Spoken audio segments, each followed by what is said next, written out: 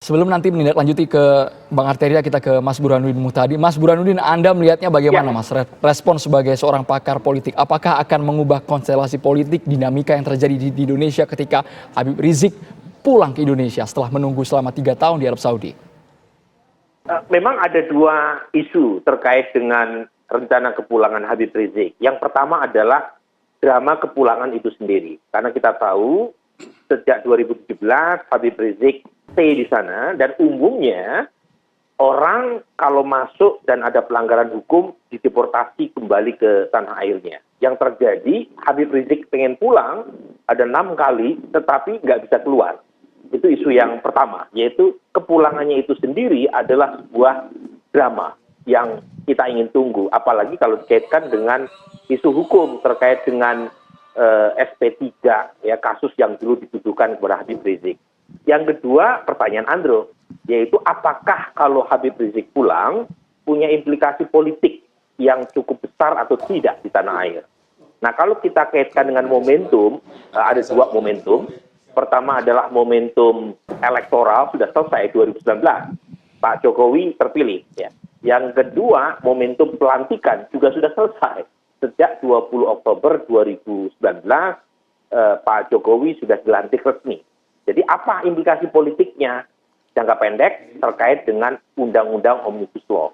Jangka panjang, menengah panjang terkait dengan konstelasi 2024. Tapi Mas Burhan, posisinya apakah perlu rekonsiliasi dengan pemerintah? Karena tadi Bang Munarman menegaskan sejak proses di awal tahun 2020 itu tidak ada sama sekali koordinasi dengan Indonesia.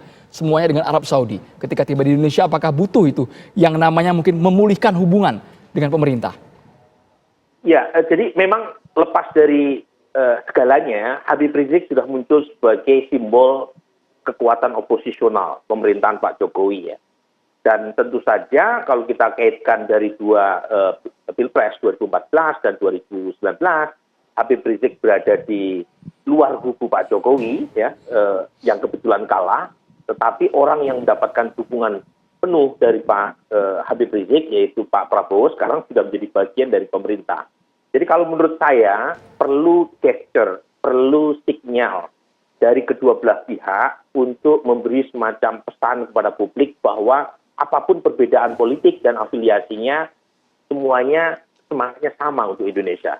Bahwa perbedaan politik itu tidak bisa dipersatukan, tapi minimal memberi gesture yang baik pada publik. Itu penting. Gitu. Karena toh tidak ada momentum luar biasa juga antara Pak Jokowi dengan Habib Rizik, terutama pasca 2019. Kalau misalnya Habib Rizik punya agenda 2024, entah beliau sendiri atau orang lain, itu kan urusan yang tidak langsung berkaitan dengan Pak Jokowi, dan sebagai warga negara, saya kira boleh-boleh saja, gitu ya, Pak Habib Rizik, ya. Paling kalau belakangan kita ke Bogor, gitu ya, ke Puncak atau ke banyak wilayah, itu kan banyak itu baliho besar Habib Rizik, ya, yang seolah-olah memberi sinyal ke 2024. Apakah beliau sendiri ataukah memberi dukungan kepada yang lain, itu persoalan yang menurut saya sah-sah saja secara politik. Baik, kita ke Bang Arteria. Bang Arteria, jika kita sandingkan antara revolusi mental yang pernah digaungkan Presiden Joko Widodo dan sekarang ada misi besar yakni revolusi akhlak yang akan dibawa oleh Habib Rizik Sihab di Indonesia. Tanggapannya bagaimana, Bang Arteria? Ya, tadi kalau dikatakan bahwa revolusi mentalnya Pak Jokowi tidak berhasil, justru saya ingin mempertanyakan dalam perspektif apa. Ya, kan kita juga harus berani jujur sejak dalam pemikiran. Kita harus menjadi orang-orang yang terlahir dengan penuh keobjektivitasan. Saya ingin sampaikan bagaimana perubahan yang begitu mendasar yang namanya Pak Jokowi terkait dengan tata kelola sistem dan lembaga. Bagaimana reformasi birokrasi yang sedang dilaksanakan. Rakyat itu tidak buta. Rakyat itu bisa merasakan bagaimana pelayanan publik ini makin hari getting better dan makin membaik. Kemudian juga bagaimana penegakan hukum dan kepastian hukum yang dihadirkan. Bagaimana juga dengan kemudahan berusaha dan kepastian berusaha. Nah, berikutnya juga bagaimana dengan perbaikan-perbaikan di bidang regulasi. Penyempurnaan regulasi ini merupakan kerja-kerja kolektif dan sistemik yang betul-betul bersentuhan langsung dengan kepentingan negara dan kekuasaan yang mau. Pak Jokowi itu rela untuk menghilangkan semuanya. Ya. Saya ingin sampaikan juga secara kasat mata ini Pak Munarman, ya bagaimana rantai distribusi bisa kita shortcut, kemudahan akses transportasi, distribusi produk bisa kita tekan. Kalau toh memang harga kurangnya cuma sedikit, pastilah Mas bisa lihat di negara-negara lain yang pada saat membangun itu juga pada saat itu, walaupun jalan tolnya sudah bagus, tol lautnya sudah bagus, tidak serta-merta begitu jadi harga bisa ditekan. Memang kita butuh proses. Ada grace period lah untuk bisa menyatakan bahwa ini sampai pada titik dan harga yang ideal. Bagaimana juga akses tanah ke rakyat melalui TORA, regis tanah, kemudian perhutanan sosial. Urus izin, urus KTP, urus KK, SKCK lah yang paling sederhana yang bisa dirasakan rakyat. Bang Arteria. Mau ke rumah sakit gratis, apa ini nggak bagian dari revolusi mental? Revolusi mental itu mohon dipahami ya, itu tidak hanya sekedar jargon oleh Pak Jokowi, tapi dilakukan dengan kegiatan-kegiatan konkret ya, dengan segenap ya, tidak hanya kelembagaannya, tapi juga penguatan aspek regulasi. Baik Bang Arteria, itu poin konkretnya Bang ya, bagian dari revolusi mental. Bang Munarman, tanggapannya? Jadi memang, ya. Iya, jadi begini, pertama-tama saya mau respon dari Pak Burhanuddin tadi ya, yang menyatakan apabila ada orang melakukan pelanggaran hukum. Nah, saya mau ulangi dan tegaskan saja bahwa Habib Rizik tidak ada pelanggaran hukum apapun juga selama beliau berada di kerajaan Saudi Arabia. Itu yang pertama. Yang kedua, bahwa visa beliau yang long term dan multiple entry itu sampai hari ini berlaku, artinya beliau tidak overstay, itu ya. Jadi catat itu dulu pertama. Nah, yang kemudian soal variabel-variabel perubahan, variabel-variabel tadi yang disampaikan ya, apakah Habib Rizik ingin punya agenda politik katakanlah begitu di 2024. Sebetulnya saya tadi yang dikatakan oleh Bapak Arteria Dahlan ya, jujur, kita kan harus mulai dari jujur, objektivitas kan.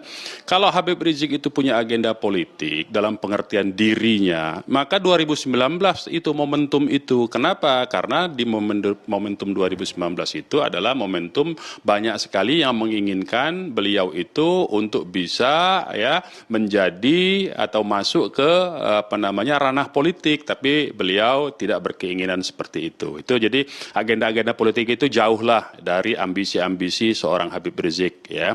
Nah, kemudian soal tadi perimeter yang sudah terjadi perubahan. Saya kira masyarakat juga merasakan misalnya soal keadilan, kepastian hukum. Ya, kepastian hukum bagi para pengkritik penguasa, yaitu dengan ditangkapnya misalnya Sahganda Nainggolan, kemudian Anton Permana, kemudian Gus Nur, itu bagi pengkritik. Tapi bagi para pendukung rezim, buzzer-buzzer dan influencer yang setiap hari melakukan penghinaan, pembulian di medsos, itu sampai hari ini dilaporkan oleh santri di Tasikmalaya, dilaporkan oleh warga negara Indonesia lainnya terhadap penghinaan-penghinaannya. Itu tidak dilakukan upaya hukum apa-apa. Artinya itu betul kepastian hukum, tapi bagi para pendukung rezim. Kemudian tadi disampaikan soal distribusi logistik barang. Ya terang saja cepat, karena semua barangnya itu segera diimpor, bahkan garam pun diimpor, padahal janjinya tidak impor garam. Kemudian soal KTP, masih ada tuh teman saya yang sampai hari ini sudah setahun lebih tidak dapat KTP dengan alasan belangkonya nggak ada. Nah, jadi yang disampaikan itu sekali lagi, antara ucapan dengan perbuatan itu ada gap ya, dan inilah yang menjadi agenda untuk kita untuk diperbaiki itu melalui akhlak tadi. Kenapa? Supaya antara ucapan dengan tindakan satu kata dan satu perbuatan. Bang Munarman, posisinya Bang Munarman, jika perbaikan dengan revolusi akhlak ini, apakah pendekatannya langsung ke eksekutif atau hanya di akar rumput saja? Sesaat lagi dijawab usai kumandang azan maghrib untuk wilayah DKI Jakarta dan sekitarnya. Berikut ini.